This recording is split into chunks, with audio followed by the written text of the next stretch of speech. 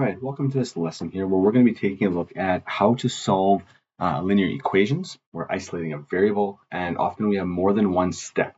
In this lesson here, we're going to look specifically at squares and roots and how to get rid of them and how to solve when we have questions like that.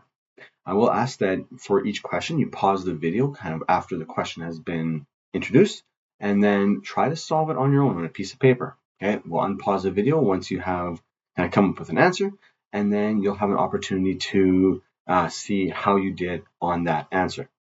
So let's take a look at the first question here. We have x squared plus 2 is equal to 27. Now, to solve this one here, we again need to get our x value all by itself. So we can't square root the x value or the x squared until we actually have the x squared on its own on the left hand side. So we have to get rid of that 2 first. Remember, we're doing the opposite of order of operations. So adding and subtracting needs to be removed first, and then we can get rid of the exponents afterwards. So let's start with this one here. First thing we're going to do, we're going to subtract by 2. Okay, get rid of that. We have x squared is equal to 25. Now we take the square root of both sides, okay, and we're going to get that x is equal to 5. And what's the other answer?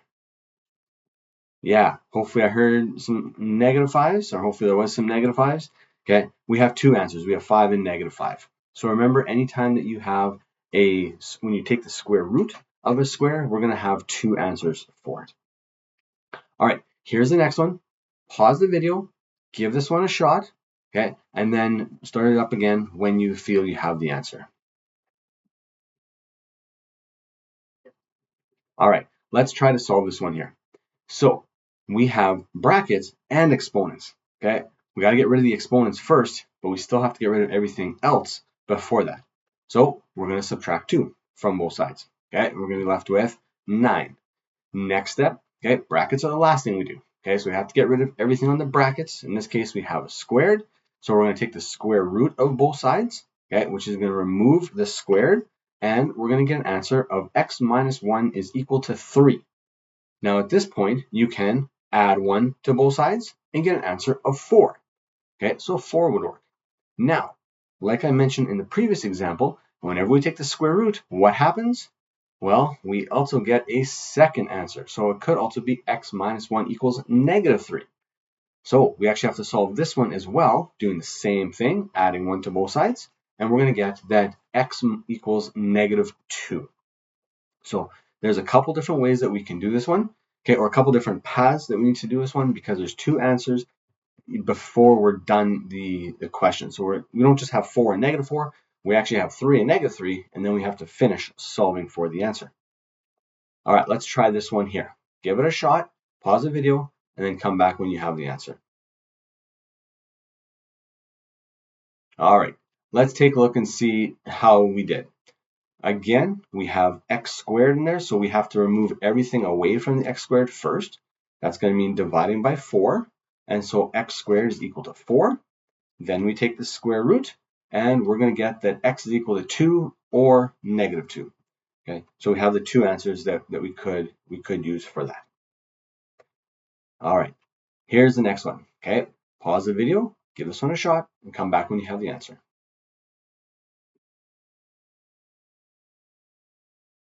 All right, welcome back.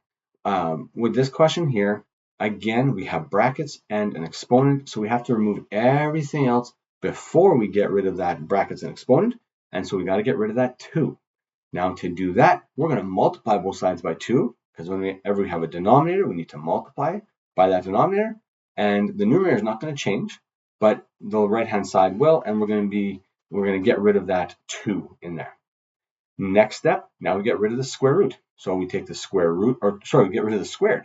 We take the square root of both sides, and we're going to be left with x minus 4 equals 4. Add 4 to both sides, and we get v equals 8.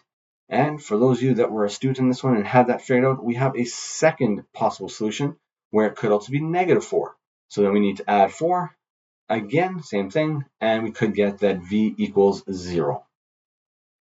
All right, so just remember, get the squared piece, get the exponent by itself, and then take the square root and solve everything else afterwards in two directions if necessary. All right, let's do a square root one. Okay, pause the video, try this one out, and then come back when you're ready.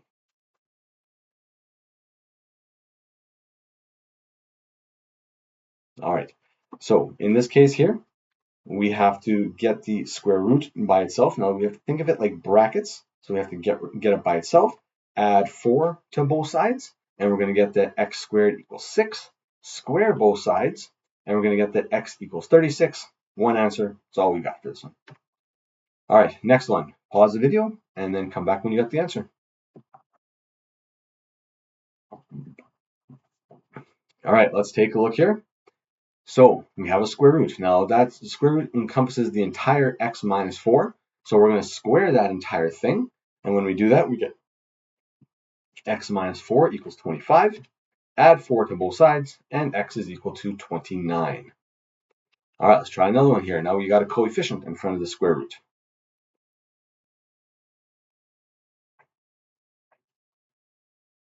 All right, welcome back here. So again, just like a set of brackets, we have to get rid of everything on the outside first, which means we're going to divide by 4 to start. We're going to be left with this here, square root of x minus 24 is equal to 25. Square both sides and add 24, and you should get an answer of x equals 49. Thank you for watching this video here. I hope this has helped you out and given you some tips and tricks on how to solve linear equations, especially when you have roots and exponents. Have a wonderful rest of the day.